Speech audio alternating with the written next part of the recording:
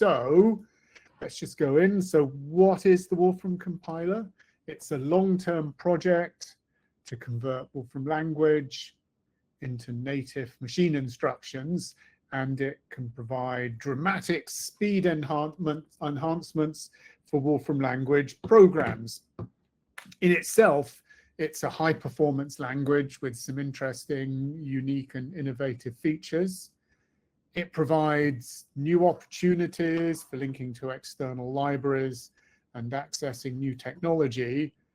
It's used for an increasing amount of new Wolfram language features.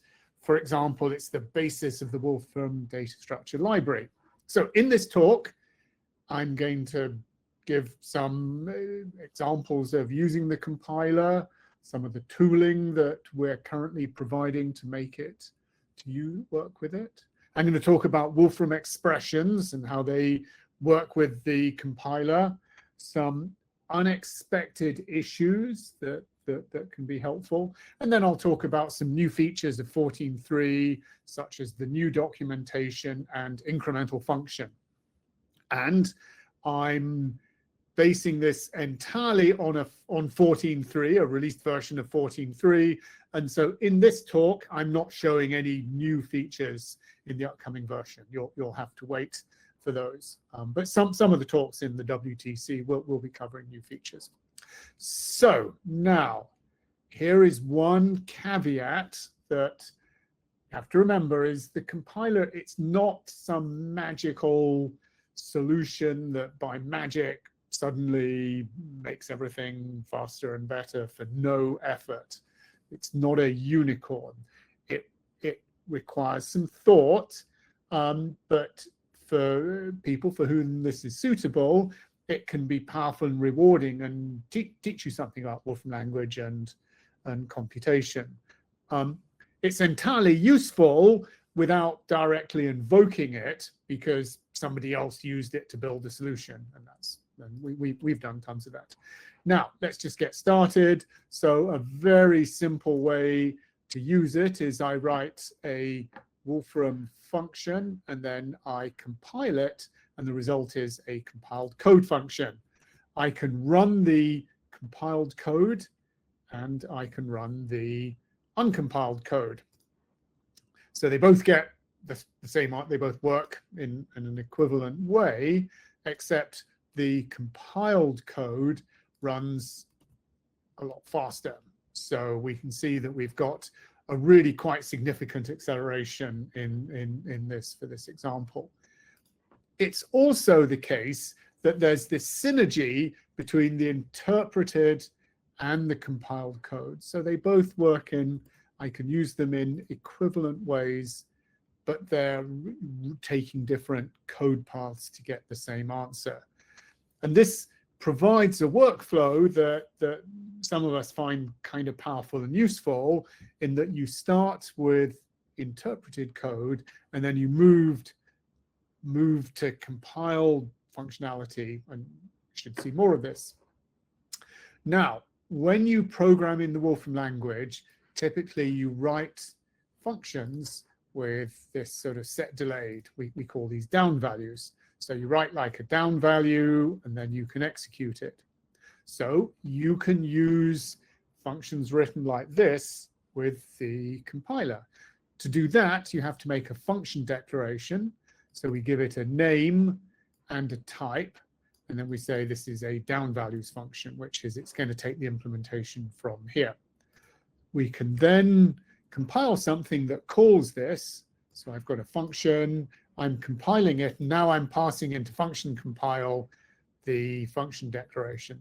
And again, we get the same word, the same sort of result.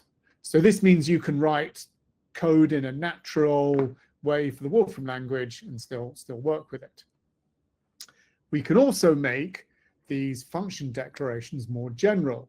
So here I've got a function declaration, but now I'm using this for all type thing, which takes a type variable. And so this declaration is one that will work. I can use it if the elements are integers, and also if the elements are floating point floating point numbers. And I get the same, it runs in equivalent ways. Now, one very important thing about this is that even though I wrote a more general function, I haven't lost any efficiency. So this is the one, this is the polymorphic one, and that's the other one. And they run essentially at the same speed. And this is because of the way that the compiler works with this polymorphic. It's not doing like, making a subclass and things like that. It just sees I'm calling this function with a variable, it substitutes in integer, and then it creates code for the case where it's an integer. So it really is optimized for that case. So that's kind of powerful. And we can see, just out of curiosity, this is the evaluated code, and it runs, quite a lot slower. So that's all nice. So here I'm just going to show a little bit about the inside of a function declaration. So we have function declaration. In this, we have a name. So this is the name, and this is the name that other compiled code will access this name. There's going to be a type. So the type is given here inside typed, and this type here is a function type. So we have the arguments. There's one argument that's a packed array, and the result is going to be a Boolean. So the packed array is given in this sort of compound way. So it's a packed array, but it's a type that has other types. So it contains machine integers, and it has a depth of 1. And then we have the actual implementation. So the implementation here is given as a function, but we also saw another example where the implementation was a down values function. And just to go back to the polymorphic type, so we would use a for all type, and we would have a type variable. So this is a packed array of anything with a depth of 1, so it's a vector of anything. And then each function gets compiled specially for its arguments. So, as I said before. So now, this is a common thing that people ask. So the compiler, inside compiled code, the compiler supports many Wolfram language functions, but it doesn't support everything. Now, we extend the range of functionality with every version, building it out. But our goal when we do that is to make fast, efficient implementations, maybe using new technologies and access that the compiler provides. So we want things to work nicely. And people often say, oh, how can I tell what the compiler supports? So one way that's useful is to use this thing called compiler information. So you can put a function into compiler information, and then you can see here, you get this little explorer thing that shows you the implementation function and the types for which the function is implemented. And this in itself shows why it's not a simple question to say what's supported, because the function has to be supported. The support covers different input types. And so we provide all these input types because they're like useful to generate things that align with your code. So for example, this is an input type that's suitable for data structures. This is one that's suitable for packed arrays. So that's why it's, slightly complicated.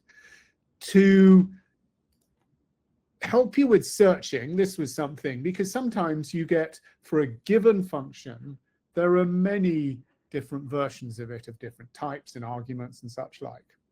So it can be daunting sometimes to find a particular one.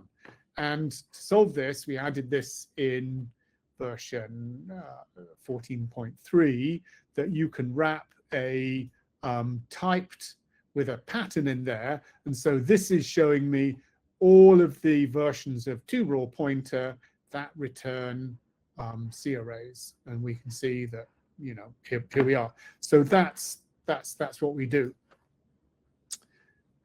You can also use compiler information to work with types. So here I've got all of the different, I can see a little sort of hierarchy of these type classes. So the meaning of some of these terms like type classes is explained in this new documentation that's been provided. So that's like integer 64. This is a packed array. So it has, and there's like links to the documentation. So it's a polymorphic type because it takes two, it's parameterized type that takes two type variables. And this is a dynamic array. So when you're programming, building up solutions with the compiler, compiler information is incredibly useful. It's something that we use constantly. It's very useful. Another way to determine if something is supported is to use the typeof function. And so this is verifying whether an input function has a consistent type. So I can call typeof this function, and it's showing me that the type is a, you know, it takes a packed array and returns a packed array, which is not surprising because I'm mapping identity over packed array. One of the gotchas with typeof is that, so we do typeof of func, and it says it can't find a definition for it's actually evaluated. And the reason is that typeof holds its argument, which is common, typical for lots of Wolfram language functions. And so it's you have to use evaluate.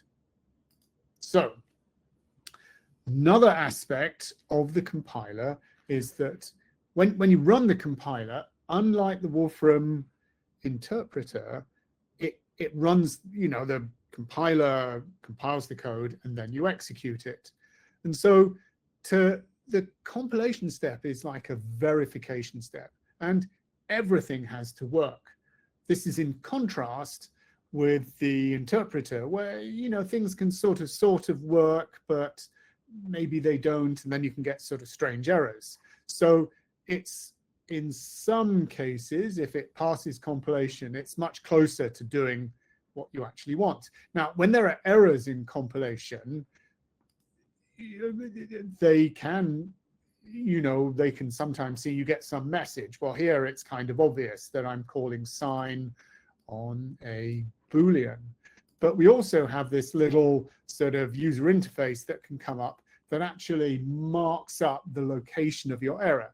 When it's such a tiny little thing, this, you know, it's not so difficult, but it can be kind of easy, and then we can actually open the thing in a separate window. Oh, I've got to, it's probably a clever way. I've got to switch back to my talk now.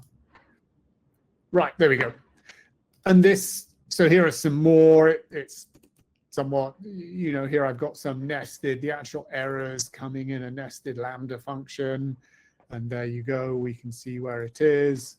And another example, I've got a chain of declarations. This is quite common, where you've got lots of declarations and the error is like buried deep down. So I'm calling myFun3, and myFun3 calls myFun2, which calls myFun1, and there is the error.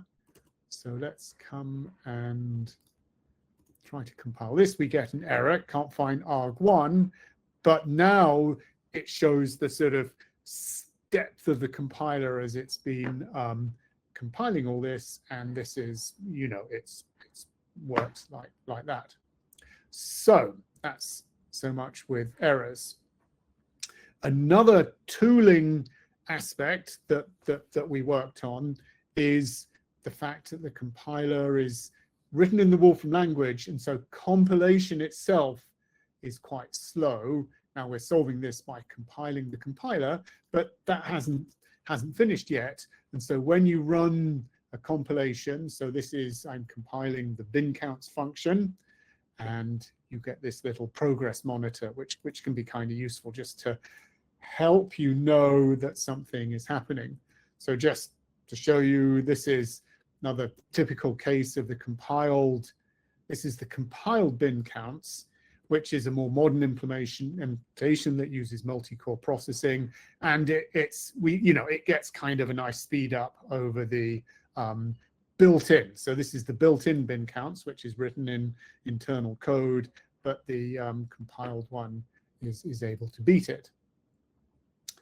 Right, now I'm going to switch directions and talk about Wolfram expressions.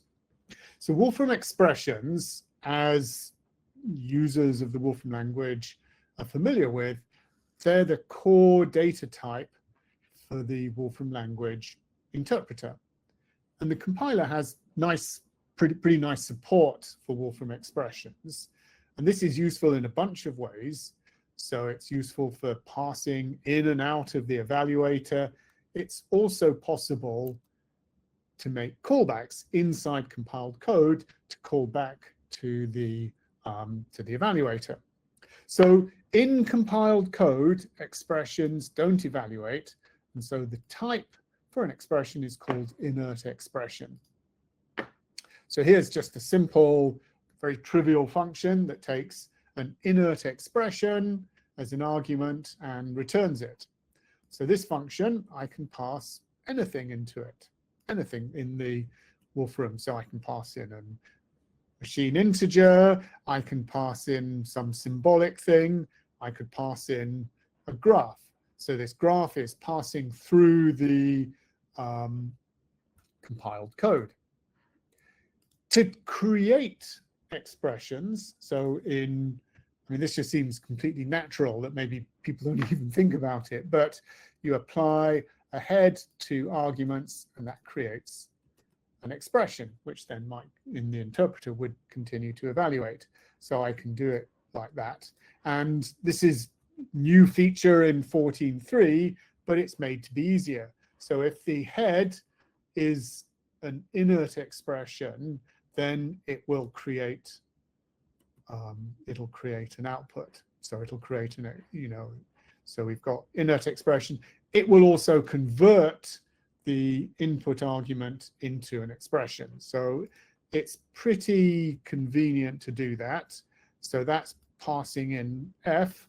Now, if I pass in something like plus, the result is going to be plus of 10, 10, but that will then evaluate. And another useful feature for working with expressions is if inside compiled code, I want to make like a constant, then I use the wrapper inert expression. So that's the function, it's not the type. And so for here, for example, I've made just the symbol list. So that's what that code is doing there. So that's quite useful because, for example, I could create something and then I could make another thing and hold and wrap that around the function. And so now when I call this, I get the thing with hold 20 plus 20, and that gives some idea of how the thing is working. So, as I said, inert expression inside the compiler doesn't evaluate, and you can explore this. So I've compiled some code and it's making a random graph applied to some arguments, and then it's extracting the head. So when we call this doesn't evaluate, so the result is random graph. If we did want it to evaluate inside the compiled code, we could use inert evaluate. And we run this, and then the result now is graph because it evaluated inside compiled code. So all these tools that we're providing make it quite easy to work with sort of expressions, and people go in interpreted code, go through all sorts of awkward tricks and things, but this is kind of a convenient way to do similar sorts of things, working with building up expressions and such like. Right, next key feature, and this is to do with expression serialization, and this really starts to give some power of how the compiler, the Wolfram compiler, sort of embeds in the Wolfram language, which is pretty unique. So in a traditional compiled language, just getting up and started is kind of hard to do, because you have to make like an entire application or an executable, and you have to face issues of reading input and writing output, or making some user interface which isn't necessarily the core of what you're trying to do, or you have to make some shared library and embed it in something else. So there's quite a lot of overhead for doing that, whereas the Wolfram compiler, it embeds in the Wolfram language interpreter. It gets input from the interpreter and it returns output there. And it can call things in the Wolfram language. And this is using expression serialization, converting in and out of inert expression, which itself is compiled. And we've built a huge set of tools to work like this. And this is roughly how it goes. So you've got this interpreted code. This is where you start, and you call a compiled code function. This goes in an interface layer that is also compiled code that converts the inert expression to the types of the arguments, and then it invokes the compiled code and generates a result which is converted back to inert expression.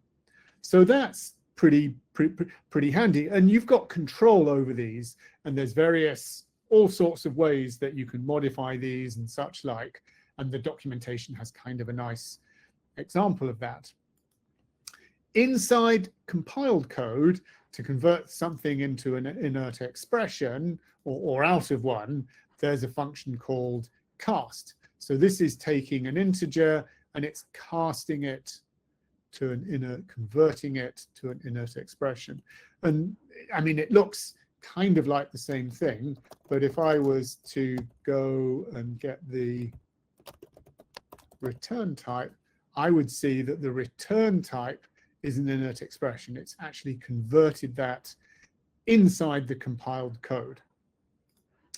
This type of conversion is important when you're making a new type. So here I'm declaring a new type, a product type.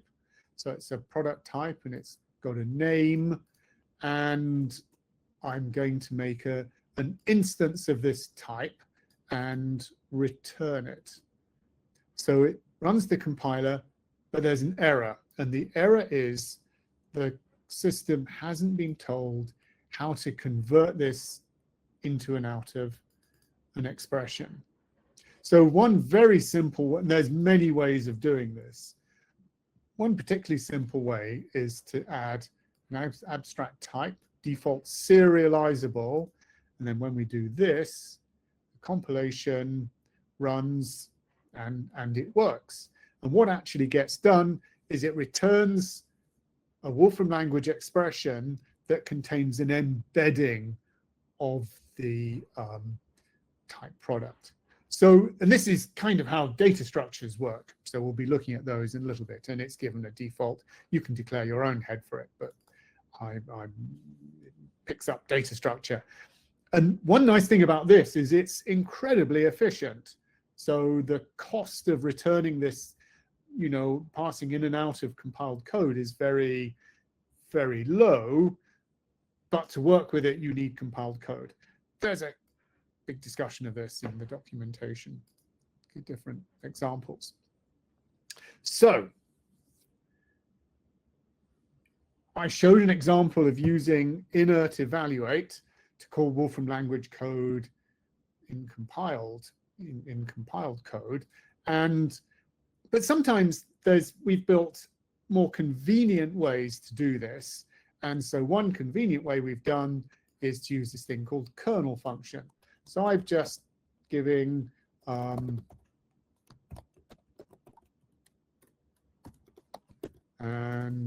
so I've made a data file. And so here I'm making a function declaration, calling it read file. It takes a string and it returns a packed array. And the implementation is get. So now I can compile something, and this is going to read from the file and run a computation on it. So that's pretty handy. That's a way to extend. The compiler doesn't natively have input-output code, but it's fairly straightforward to call kernel code to do that. Now I could pass in get there. I could make some intermediate function if I wanted to call that, and kernel function would do that, and it sort of works in the same way.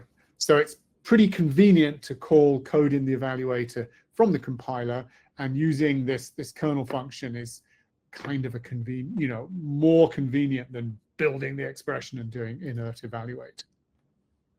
So I'll just have a little demonstration here to show you the difference. So we had kernel function and we had down values function, but they're kind of different. Kernel function is calling the Wolfram language evaluator. So it's more flexible, but it's slower. Down values function is different. It's actually compiling the patterns and all the code. So it's faster, but everything has to compile. And you can see, I think this is interesting. So I'm just showing some internal code of how down values function works. What it does, so I've made a definition there. And so when you compile something, it goes and runs this function, this code here, and it generates a function that itself is compiled. So this function here, there's like a, has to verify that this is a integer 1, and there's a fall through case because there always has to be a result. And then this is what's compiled. So it's kind of interesting. And then if I made this more, added a couple of different things, let's do x minus y, like so. And then if I run this, then now we have the which statement here. So there's like another branch. So this is true and true. So this particular thing is never going to get reached. It's always going to terminate here. And this function itself shows a nice feature and benefit of using a compiler, is that the implementation of this, there's obviously some inefficiencies here, like true and 1 equals this. Well, this true is kind of redundant. And then this thing here, well, it's true. So this is unreachable. So you could eliminate that. And the compiler is pretty good at, it optimizes all these things away. It will throw away the things. So you don't have to optimize this. That's done somewhere else. And that's a general philosophy in these compilers, is you never build in too much intelligence into one particular part of it. So each part does one thing that it's good at, and then other things like eliminating dead code or optimizing things does its stuff. That's kind of how compilers work. Okay, so I saw how the Wolfram language embedded with the Wolfram compiler embedded with the Wolfram language. And a key aspect is how the code created by the compiler embeds in the Wolfram language. So we have this thing. So we have this like compiled code function. So we run function compile, we get this compiled code object back, and we can use it. But it has all sorts of nice, user information that gives us some arguments about it. There's various properties that we can see. So we can see the it's a compiled code function, and the type is it's showing us the type. It also has this low-level intermediate compiled code. So this LLVM, this is the underlying technology of the Wolfram compiler, and it has this byte array of compiled of the compiled code. And what's nice about this is when you save, so I've got the compiled code function, and I could, for example, send it by email or store it in an MX file. I can clear, so now there's no definitions for the thing, but if I reload it, it very quickly, it loads the code and it very quickly reconstitutes the code which can be executed. So we have, this is one of the sort of, value propositions of the Wolfram language, is that Wolfram expressions have, can be serialized and such like, and we carry this over to our compiled code. Now, supposing I'm doing this and I want to run this code on different platforms. I compiled it on a Mac, but I want to use it on Windows or Linux. Well, we have a solution for that as well. So we can run the compilation for several platforms. So, for example, this is the default. It's just going to generate a binary for this one platform. But there's an option, target system.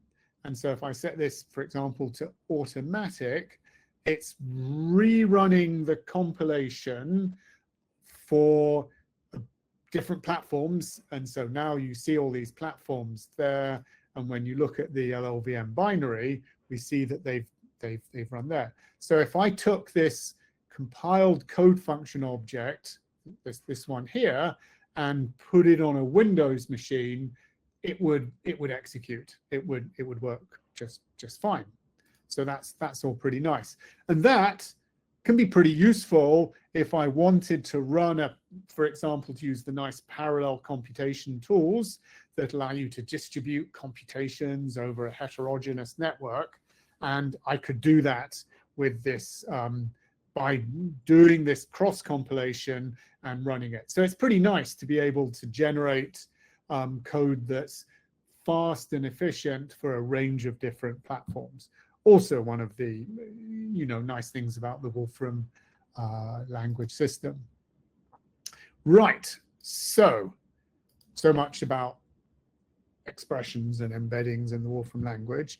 Now I want to talk a little bit about some unexpected issues, and some of these are a consequence of compatibility with the Wolfram language. So I've got arithmetic exceptions, integer division, and unknown symbols. So let's have a little look at these.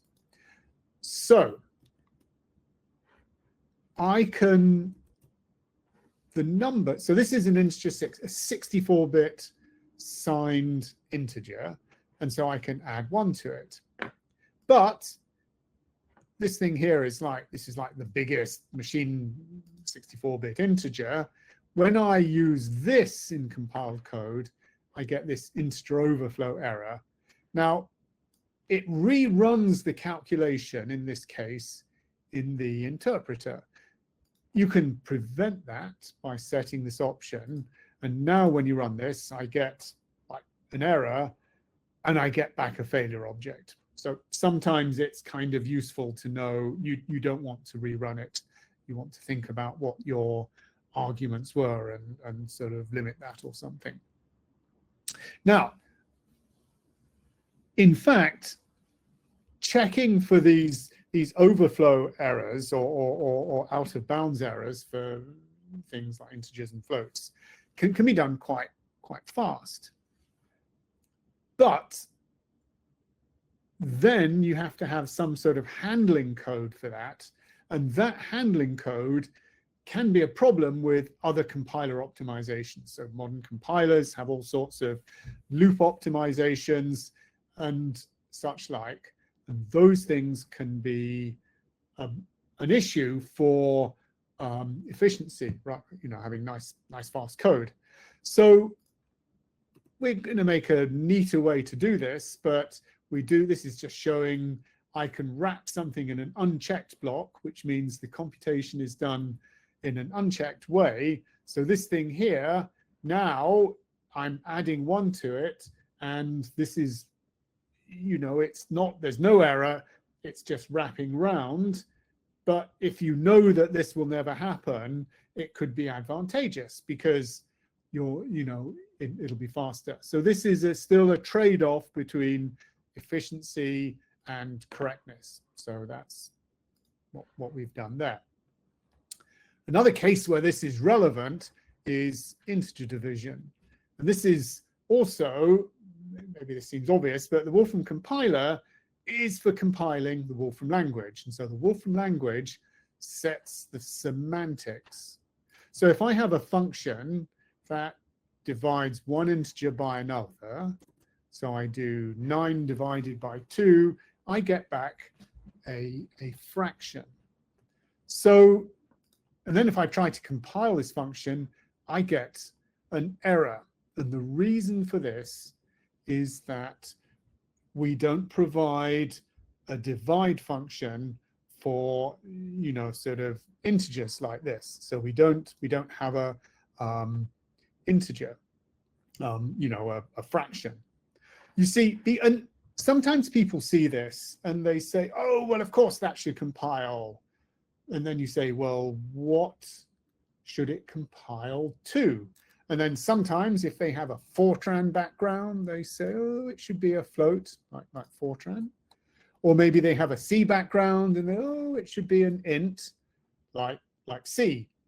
But this is not a Fortran compiler or a C compiler. It's a Wolfram compiler, and it should be like the Wolfram language. Now, the compiler doesn't support fractions, rational numbers. I mean, it could, but those things themselves start to have significant performance issues. And that's the case in interpreted code as well. So, and people often don't realize this, and sometimes people show me their code and can you make this run faster? And I look at it, and just by avoiding building up fractions, which can rapidly, as you do more and more arithmetic on them, the denominators and numerators can become quite sizable. So what we're doing here is forcing you to think about these sorts of things, and that there are simple solutions to this. That, for example, you could decide to be like Fortran and numericalize one of the things, and you get back, you know, a floating point. Or you could more like C and do, you know, an integer division. So now there are some cases where it really is going to, you know, you'd make a fraction and then it would turn into, you know, like you're doing arithmetic with constants where they're combined with floating point, and the compiler, you know, deals with this case. So it has a special technology that just for these sorts of cases to make sure that they compile as they should. So I think that's kind of a fairly useful thing, but it's not obvious, and sometimes people don't like that. But sorry. Now, another aspect of the compiler is it has to understand everything that it compiles. Everything needs a type and an implementation. And so there's none of this. So in the interpreter, you can write free-form things and fill them in. And that's quite a nice, powerful way of working, but that's not the case for the compiler. So here, I have to, you know, it doesn't know what f is, and so I have to add, so for example, I could add a kernel function and compile this, and then that's going to work. So this has, in the context of compiled code, it can avoid potentially confusing code, and it can also, it totally avoids this sort of escalating error where some little thing's been forgotten. That little case will never be forgotten because the verification step will reject it. And but in interpreted code, you can have a case where you get this escalating error thing. Now, we've been working to try to improve the ergonomics of that, but that's a thing that can be the case. Now, okay, so we're coming sort of on. I'm going to talk now about Wolfram data structures. So these are a library of classical data structures built with the compiler, and they're built with the compiler. They're automatically available, so you don't need to run the compiler. And this is a list of the sort of built-in data structures that we might see.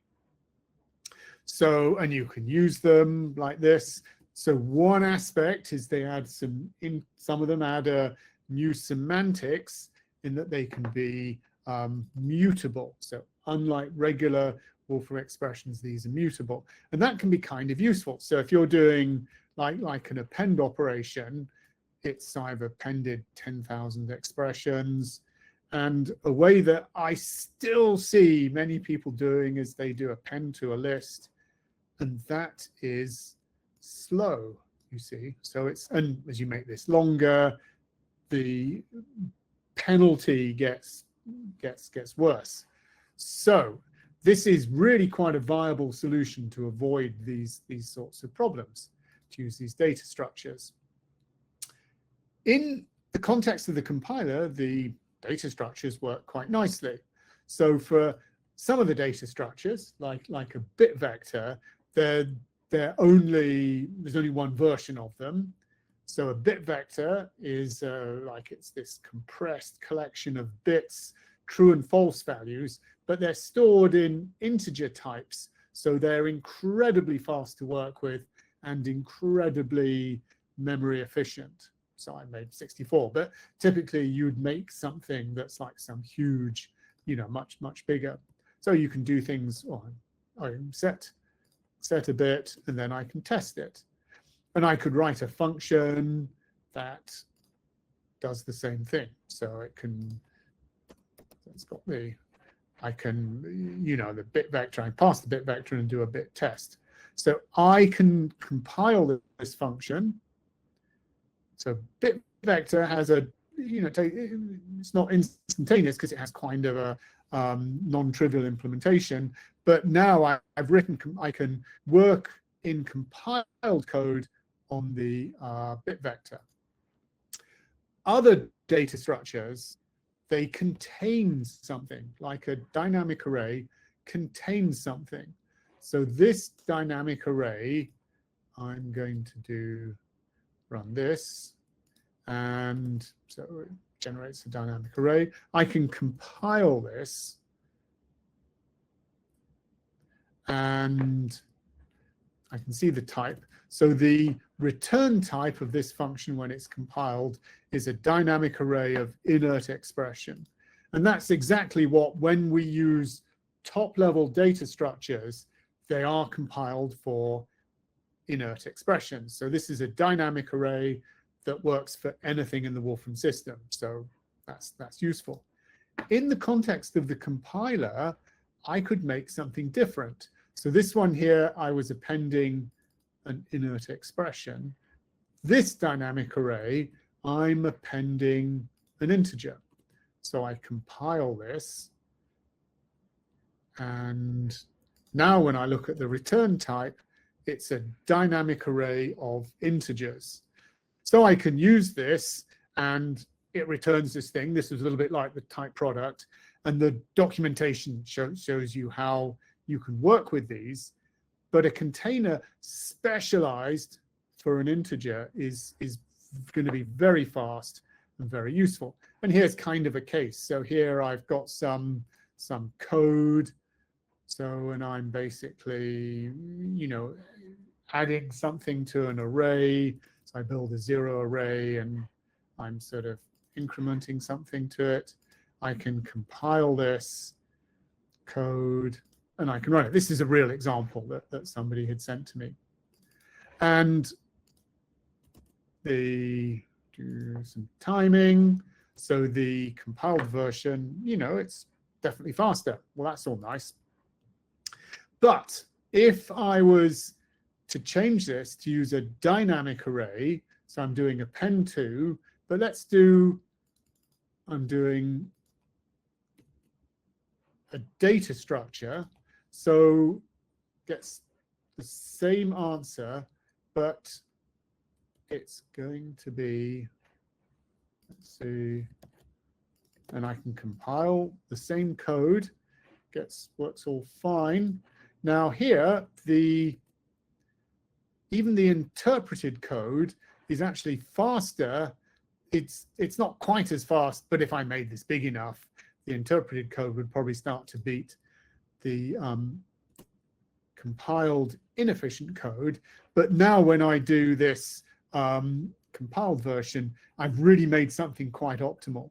So it's quite feasible to work with these data structures in compiled code.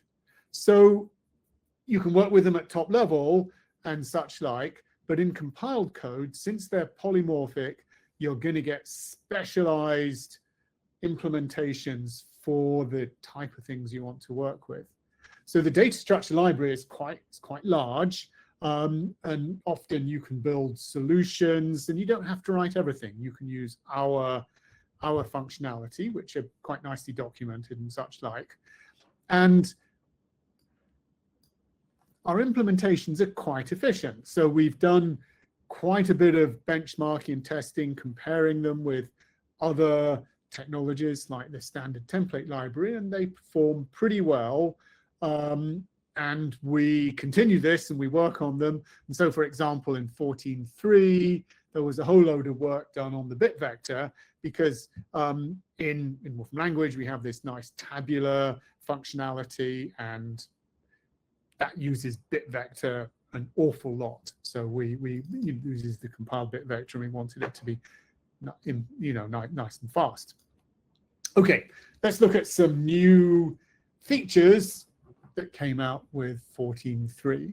So there was documentation, some ergonomic improvements. These are listed, such like an incremental functions. So let's have a little look at this. So key thing is, one key thing is the new documentation, and let's get rid of that. So I've just opened this. This is online. It's also present in the documentation, and it's like a big manual of examples and descriptions of things. That's quite useful. It was a very common request that people would give to me, that they wanted, you know, they wanted documentation, you know, more help. It's also reachable. So if I come to something like function compile, great big page, lots of examples, but in tech notes, I can also reach this. So it's pretty reachable, which is kind of nice. So let's just come back to my, that's probably a better way to switch. There we go. Right. So that was the documentation. Now I'm just going to take the last little bit of my talk looking at incremental functions. So these are functions that can be paused and resumed. So they're quite interesting. I mean, this is using the underlying LLVM. So it has code for actually freezing the function, keeping all of this. This is why compiler is useful, all of the state, and then restarting it. So these can be called coroutines or generators. There's kind of a, you know, whole, you know, system of this, but you can build some quite interesting functionality with them to create, and you have to use the compiler for them. So here I've got a function, and I've said it's an incremental function, and I've compiled it.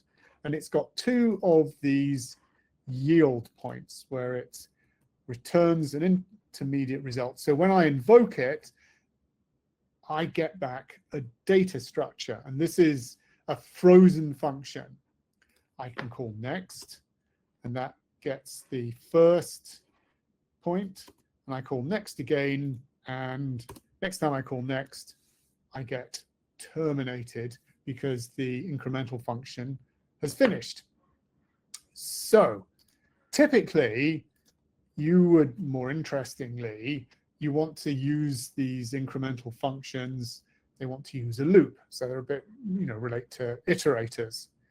And so here I've created an instance of one of these, and this is something that's going to return Fibonacci numbers, so 20 and so on. Now, and that's pretty interesting. So I have very simple code, and it's just generating these numbers one at a time. So I do the yield of A. Right. Now, there's a problem with this. So here I've generated 92 of these things. When I go to the next one, I've got an overflow. It's overflowed the range of numbers, and that's because Fibonacci numbers grow quite quickly. But with a fairly simple change to the code, I can switch to using inert expressions. So I just put type hint to these are now inert expressions, and I can do, here's 100 of them, or so it's pretty fast. So I did 100,000, and that's the next one there. So this is quite a seriously big number that we generated. So I thought that was kind of interesting. Another example I put together was something that's kind of like a cryptography or a cipher. And so in this function here, I take an input text and a cipher, and what it's going to do is it's going to iterate. So there's like a do loop here over every character in the string, and it's going to yield, it's going to do a bitwise OR of the characters in the, from the cipher. So let's see what this does. So this is the text I want to encrypt, and this is the key. It's called a Vernon cipher, this. So we get back codes, character codes that we can put back into text, which is a bit sort of nonsensical. Now, the feature of these ciphers, Vernon ciphers, is that if I use the same function with the same key with the encrypted text, that, because the properties of bit XOR, it decrypts. So you've got the encryption and decryption is kind of the same. So that's kind of interesting. I'll show another example. Let's keep an eye on the time. I think we're doing good. And let's just, we've got some Q&A coming up here. I'm just going to, well, maybe I got I'd have to go and, yeah, maybe someone has just said whether a Vernon cipher, the key is as long as, maybe it is. So, and it's got a different name. So maybe I use the same name, but the principle is still kind of the same. Right, so now I'm compiling. So here I've got a function, and this is, so I've got a loop. And these things are very simple to write. So this is a little bit like outer. So I've done it for 2 packed arrays, and I can get the elements or get the remaining elements. And this is quite similar to outer, except it's just yielding them one at a time. So you can do some interesting things with this. So I can, first of all, I can write a polymorphic version. So it's got, these are the containers and the function is going to mean these sorts of information. This is extracting, this is the sort of tight computations that the Wolfram compiler is quite good at. So this is a helper for writing polymorphic functions. Lots of explanations of what these things are in the documentation. So now I've got a function I'm calling incremental outer for 2 packed arrays. So I pass in the declaration and generate the thing, and it runs like that. But I can take the same declaration and I can use it for inert expression. So long as this thing supports an iterator like this, which packed arrays and such like do, and so now this version of the outer is now building tools so that you can interact with it at top level. So this is also a new feature that ultimately will probably, when you return a dynamic array of integers, that will work. So it generates the output. There we go. It's fairly right. So that's just a one-off. So it doesn't have to repeat that in the session. And so now I'm doing my outer with you know, an expression. And so I made a thing. Here's a thing with a red-black tree that was, but this one here I thought was interesting. And so the source of the is going to be, so I've compiled it, and this is taking an incremental function. So I'm going to do an incremental function, and now I'm doing the outer, and I've got everything lined up. And this is basically, I'm doing an outer product, but where one of the arguments is an infinite list. So, you know, this Fibonacci is never going to end, but I can still work with it, which I thought. So you can see here, this 2 and 3 is repeating. Probably you want to put, whereas the thing that comes first is the one that goes on, you know, is the outer list in the outer product. So I think that's kind of interesting. And I might just show one more example because time's running on. And this is an incremental function that's calling itself. And this example, I just compile this up.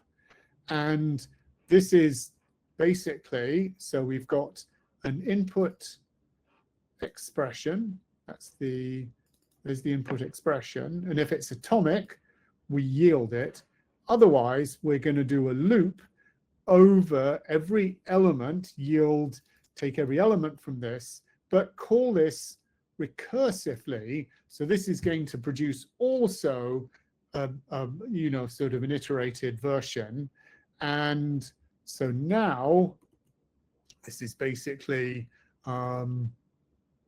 it's going through the expression one thing at a time. It's, you know, flattening the thing, or a depth first you know, visitor, and there's the things, you know, like a tree. And when I call my thing and then get ask for all of the elements, it produces them in order. Now, of course, if you just want all of these, flatten's probably better.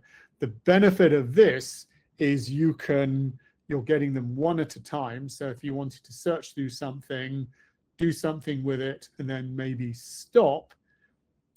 And if the thing might be very large, then you don't have to generate all of them all at once. So that can be beneficial. So maybe I'll jump over that. So I think I'm going to wrap, and I'll have a few moments. Some of you probably need to go off to other questions, and I can answer some questions for a bit after the presentation. But I'll just summarize. So I showed you some usage of the compiler, some of the tooling we have, some of the ways that we can work with Wolfram expressions, some unexpected issues that adding a compiler to the Wolfram language forces a certain amount of thought and care, I looked at data structures, how they can be used in interpreted code and how they can be used in compiled code. And then finally, I looked at the new features in 14.3, the documentation for the compiler. I might also say another benefit of the documentation is that now LLM type functionality can see the documentation and the more examples and things, and the documentation itself is a big user manual that can be used to help provide assistance, like the notebook assistant that we have. And then finally, I looked at incremental function. Anyway, thank you very much. And that's everything. So I'll stick around a bit and I can answer some questions and such like. So yes, but thank you. And I hope you enjoy the Wolfram Technology Conference. So thanks.